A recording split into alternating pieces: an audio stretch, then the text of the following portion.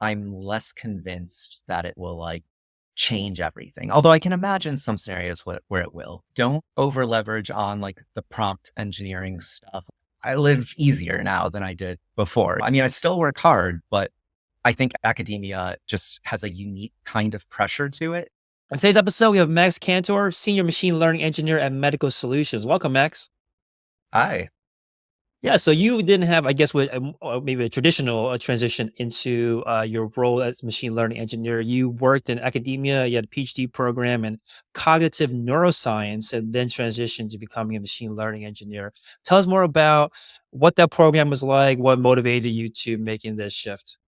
yeah. So growing up, I'd always been interested in psychology and neuroscience and understanding how the brain works. I wound up in a psycholinguistics lab between undergrad and grad school.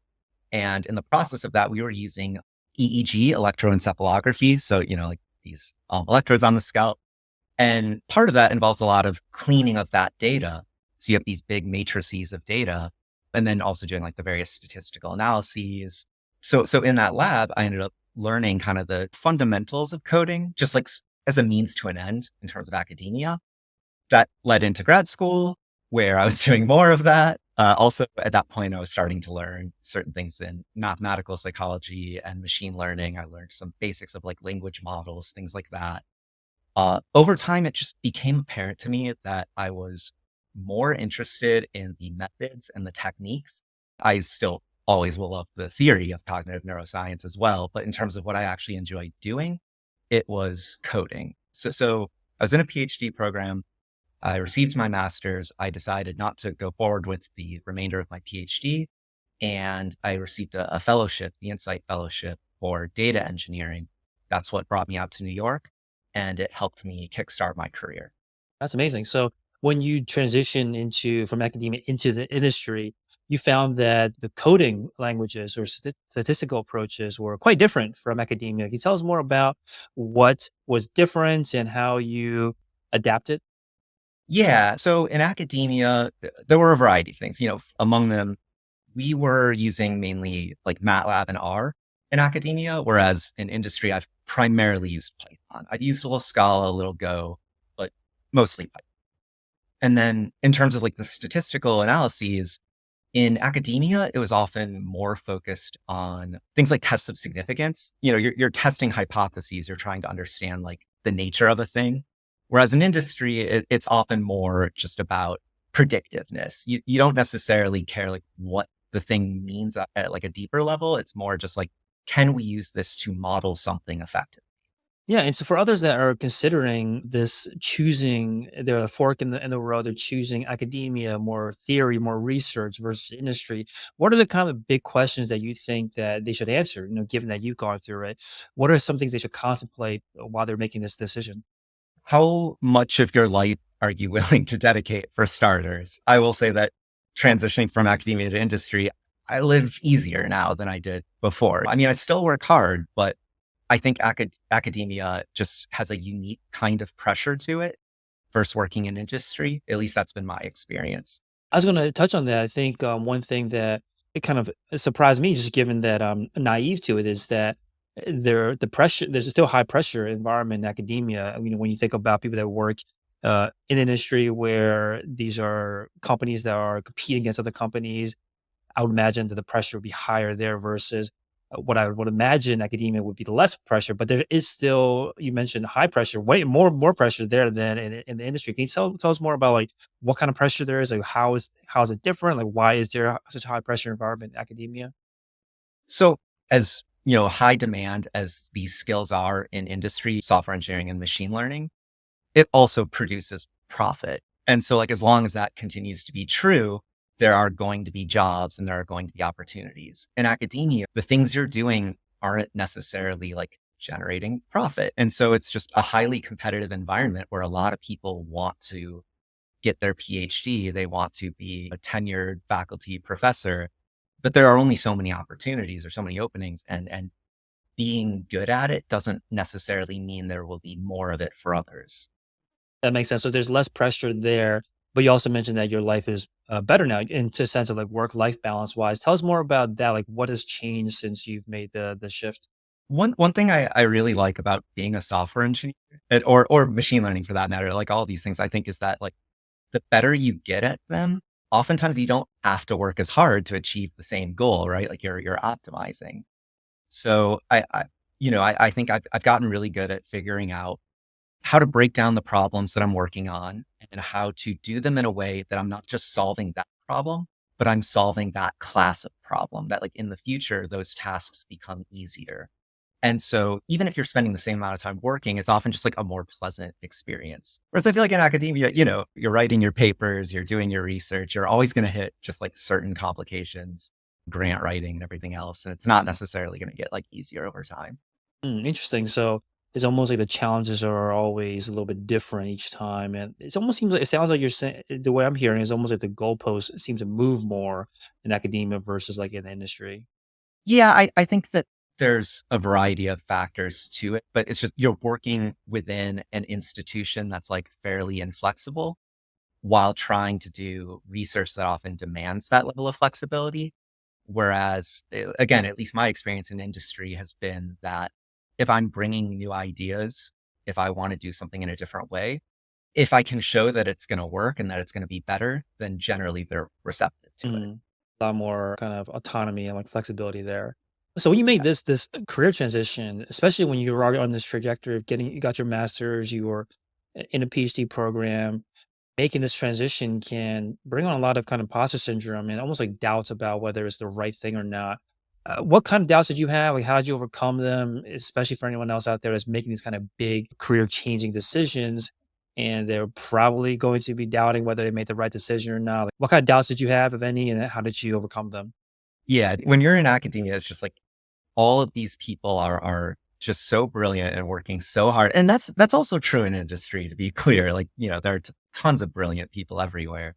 But I think that, again, just because of those pressures, because of the competitiveness in academia, you really feel that. And also in academia, again, like it's oftentimes when you're learning some machine learning model, you really have to get deep in the lower level math of it all. Whereas oftentimes in industry, you're taking tools that have already been built or have been configured to some extent, and then you're applying them. It's less about like knowing every little nitty gritty detail of the thing and more about understanding the system as a whole. And I tend to be more of that like systems oriented thinker. So at least for me, as soon as I realized I could break it down into these parts and understand these parts of the system and bit by bit start to build my confidence and skills that way, like that was what made the difference. But yeah, when you're just like trying to do all the leak code algorithms and learn all the data structures and learning Python simultaneously to all of that, not at least in my case, not having a traditional computer science or software background, there was just a lot of pursuing all these tracks simultaneously and just like waiting for it to coalesce into some level of understanding. Yeah, I would love to hear more about what the interview process was like, or your experience interviewing for someone specifically with your background that spent a lot of time in academia that has obviously a strong educational background, but it sounds like your first transition to an industry. So, what was the interview experience like for you? Did a lot of leak code, just every day. One can escape it seems. No, yeah, can't escape it. Just keep it. Don't beat yourself up too much. If you're struggling, do a mix of easy, medium, hard. If you get stuck, it's okay to look up answers and then just try it again from scratch another day, but just keep doing it. You need to build that groundwork. But I think that aside, another thing that can be helpful is just like building up your GitHub, having little projects there. It can be, finding starter projects online. It could be looking at open source code bases and then like making a modified version of it. But just putting that stuff out there will it gives you a good framework for doing things and it gives you something to show for your work. Yeah, and for someone that's like more of a generalist software engineer or a backend software engineer, the leak code, the kind of data science and algorithm interview loops are all pretty generic. But like, what about machine learning interviews specifically? Or is there any kind of interviews that were focused on machine learning? So I tend to be more of a like ML ops, doing a lot of the core engineering for the model. So I'm not as much doing a lot of the statistics myself nowadays. I think a lot of times that stuff ends up being more in data science. I still, from my academic days, like have that background and just like understanding a linear model or a logistic regression or things like that and understanding classification and clustering. I think along those lines. So I often feel like this was true in academia and I think also true with data science that the biggest bottleneck in the process of like deploying a machine learning model is the engineering. Probably like 80% of it is just like the engineering. So I would say, I guess, if you're coming from a more traditional engineering background and trying to break into ML and data science, look at projects that already exist or that things have already written, especially if it's stuff that like data scientists have done. Use that as a point of reference and then say, okay, what if I tweaked this parameter? What if I used this model instead of that one? Or what if I just optimized it? I think that you can get to that experimental state much faster than someone who doesn't have that engineering background. And you can use that to then bootstrap your like feedback loop of trying things and failing and trying other things and failing. And it'll be easier to learn that way, I think. Yeah, I think this touches on I think an important point that a lot of people see that machine learning is a growing field. It's like kind of like the kind of hot job to go for in tech right now.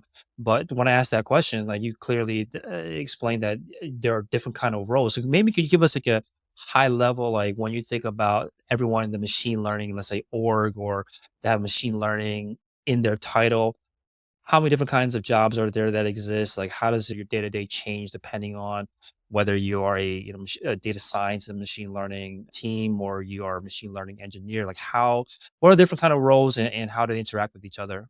Yeah, yeah. Because again, a lot of these terms have a lot of overlap and different people define them in different ways. So I think that this is already somewhat true. And I think will be increasingly true that the people who are really doing the advanced ML algorithm, like building the models from the ground up, that I think will be increasingly math PhDs or like people with that level of like really high level quantitative background. But I think that there's a much larger space. I would say this is more where I'm at, where you're sort of an intermediary. You have some of that statistical background and you understand the principles of data science and machine learning and statistics, but also you are a software engineer who knows how to take that model and like put it in production in a way that's going to be like scalable and that's going to be configurable and that you can monitor and log and things of that nature. And that was what you're saying before about if you are, let's say, a generalist and you want to transition more into the intermediary layer that you mentioned that you're in, is to use existing models that are already out there, that are already at your company, for example, and play around the parameters and kind of set this feedback loop. Yeah. I think if you're a more generalist engineer who wants to pursue more of that like data science track, oftentimes data scientists are expected to be full stack engineers. So like you have a leg up right there. So I think learning some basics of data science and the statistics and the machine learning will go a long way if you already have those engineering skills. But I think the biggest demand is in areas like, data engineering and the kind of ML ops and deployment side of things. So I think that's also like a good avenue to break in. Yeah. So for someone out there that wants to move into more like data engineering, you mentioned having being able to kind of have that full stack, that background in software engineering is already great, a check in the box. But then you might want to also learn more about the statistics side of things. Would they need to go back to like, let's say, university level course to learn that? What is like the curriculum for someone that, let's say, has a strong background as like a backend engineer that sees it right in the wall and wants to move more into this again intermediary ML ops or deployments or data engineering? Where can they kind of learn to fill the gaps? Yeah. I mean, at this point, fortunately, like, yeah, you absolutely could take those like basic stats classes or things like college classes. But now there's like so many YouTube channels, Coursera courses, certification things. I don't think you should treat any of those as like an end in itself. Like getting a certificate is not automatically going to guarantee you a job. But if that motivates you to learn about and put in that work that you might otherwise have struggled to like focus on, and also just the fact that it gives you some frame of reference for what you need to know. I also know that a lot of schools do now have like specifically data science master's programs and things like that. So that's like an option as well. Yeah, speaking of like continually learning, once you are in the industry, once you are already in the role that you're in currently, the world of machine learning is also changing very quickly these days. Oh, How do you prepare for how do you make sure you're not falling behind? yeah, I mean, I know it's like a cliche to say, but just always trying new things. Sometimes it's even like mundane stuff. Like I'll try out a new text editor, just like new approaches to how I do things. Watch YouTube channels, read stuff, whatever works best for you. Yeah, given that you have a pretty unique perspective and that you are working in this industry in machine learning, what's your perspective on the current hype around AI, machine learning? Do you find that there are certain things that are more marketing, more overhyped, or things that are, or are things that there things that are underrated that you think people should pay more attention to? Yeah, so first, just obviously, no one knows for sure, right? Take anything I say with a grain of salt. But my thinking is, I've played around with like ChatGPT and some of these other ones. In some ways, it's like it is very surprising and impressive what they can do as far as generative AI for like building out the basics of your code. But I think that there are like fundamental things that I'm not sure that like more time or more data are going to solve. I think it's more likely that these tools will be useful assistants that will make engineers more efficient. I'm less convinced that it will like change everything. Although I can imagine some scenarios where it will. And this is talking just specifically about like, the engineering world and the industry world. Obviously, there are, I think, like bigger societal implications and all that. But Yeah, and I think that's always the concern is like, will I still have a job if I go into tech or if I become a software engineer? If people are seeing the quick advancements in AI, what would you say is the career path right now from your perspective that you're in? Like, what are the kind of next steps, or like, how do you see someone that spends like a decade or more in machine learning field? Like, what are the kind of roles that are available? I would say like don't over leverage on like the prompt engineering stuff. Like I realize that right now that that's like a really big thing, and I think I can imagine there continuing to be a place for that. But I don't think you want to over leverage on that, and then the kinds of models that we use or the approaches that we use like fundamentally change. I think again, especially if you are someone with a more generalist engineering background already, that focusing on those skills as a means of allowing you to transition between different, even if our paradigms change, if you have the basic skill sets, you'll be able to adapt to that. So I do think that like maintaining those general skills will go a long way. Yeah, I'm sure that you've also seen people that have made attempts to make this transition into, let's say, a generalist software engineer or backend engineer into machine learning. Are there certain challenges or pitfalls that you find that they typically get stuck at, or that are typically harder for someone that makes this transition? Yeah. So again, having come at it more from that academic side versus the general side, it's a little harder for me to say. Especially like for instance, I often work with data scientists in many of my roles, including my current role. And one thing to keep in mind is they don't always necessarily have that same background. So I guess maybe the one thing I would say is just being good at communicating and allowing for these different approaches and sort of figuring out, okay, given what our team is made up, like what the skills of our team are made up of, what can we do with that? I think is like a very important thing. If you're on a more platform team, that's a different story. Yeah, that makes sense that there are these kind of soft skills that are almost always a requirement for a high performing team that doesn't matter what the role is, like communication, be able to understand, like given the existing team skill sets, where can I fit in? How can I help, add the most leverage? Are there specific hard skills that you think that is required or that's helpful to become a successful machine learning engineer? So definitely, again, from that perspective of going from a generalist to someone who is more in the ML space, you want to make sure you have a general understanding of how the statistics work. You don't need to be like an expert statistician or data scientist, but I think you should have at least some idea because what will happen is the model will start producing weird results or someone will just ask like they'll ask you to make a change and say like, hey, did this work? And you'll be like, well, the code worked, like it produced results. I don't know if they're good results. So there is something to be said for, actually understanding both and not just the statistic, but also the business logic as well. Like unlike a lot of software where it's, if it doesn't work, it is very apparent that it doesn't work. I think in machine learning, oftentimes it's like, well, whether or not it's working is sort of a more Right. subjective question. It's more about Yeah, the it's the almost like model there's itself. more art in machine learning than there is in like, it's more deterministic role as like a software, like a back end, more generalist software engineer. So that's important to kind of almost like shift your expectations or can't just like you say point to the code and say, hey, this unit test worked perfectly. But before because we stubbed out the Right. models and expect expectations that come back from the model. What is something that you wish you knew before becoming a machine learning engineer that you're like, "Oh, wow, I didn't realize that it was like this," or "I didn't realize that it wasn't like this."